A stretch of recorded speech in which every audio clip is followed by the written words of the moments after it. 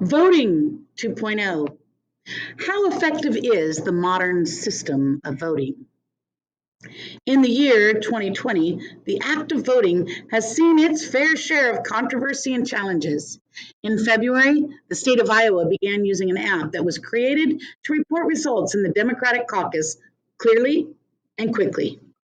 But as presidential candidates waited and waited for results, issues with the app became clear. It wasn't reporting results accurately or quickly. In April, as the United States continued to push through the coronavirus pandemic, the state of Wisconsin decided to hold its elections. It did this even under a stay-at-home declaration. Voters were left with a choice: risk their health and vote, or stay home. With technological glitches and legitimate public health concerns, more and more ideas on voting have entered the public discourse. Ultimately, a debate looms over the future of voting. Should voters have to physically go to the polls to cast a vote? Or can mail-in or internet-based voting offer a better way to vote?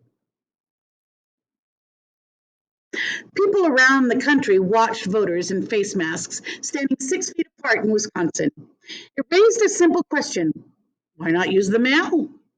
Mail-in ballots have been used in the United States for over 150 years, notably in the Civil War. Approximately 150,000 soldiers voted in the presidential election of 1864. Fast forward to the present, where 5 states hold their elections entirely through mail-in ballots: Colorado, Hawaii, Oregon, Washington, and Utah. In fact, 2018 saw a 26% of all ballots cast by mail, according to the Brennan Center for Justice.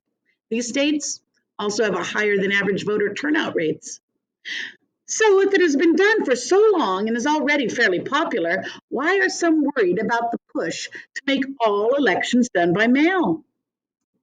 Perhaps the biggest challenge to mail-in voting revolves around security. Some worry about the potential voter fraud or tampering. However, the New York Times editorial board states that Oregon, the pioneer in this area, has sent out more than 100 million mail-in ballots since 2000 and has documented only about a dozen cases of proven fraud. Another issue is time and cost. Elections are supervised by state governments, meaning that each individual state would need to create and process a vote by mail system. While more than half of the states offer mail-in ballots without needing to provide a reason, others have very stringent requirements.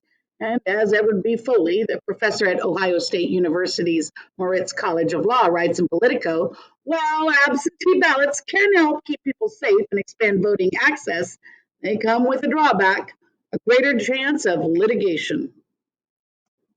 But even mail is old technology. Why can't we use our computers or even our phones? A number of startup companies are pioneering technology to allow just that. Yet, opponents are wary of hacking and other problems that could come with such a system. Security experts have been nearly unanimous in their opposition to mobile voting expansions in recent years, reported the NPR in 2020. Some say that technology has not advanced enough yet, while others say the internet will never be safe or transparent enough for something as important as democracy. Innovations in voting are hotly contested. Some people want to try new, easier, more technologically advanced ways to count votes. Others want to stick to tried and true methods. What do you think? Should we make drastic changes in the way people vote? How effective is the modern system of voting?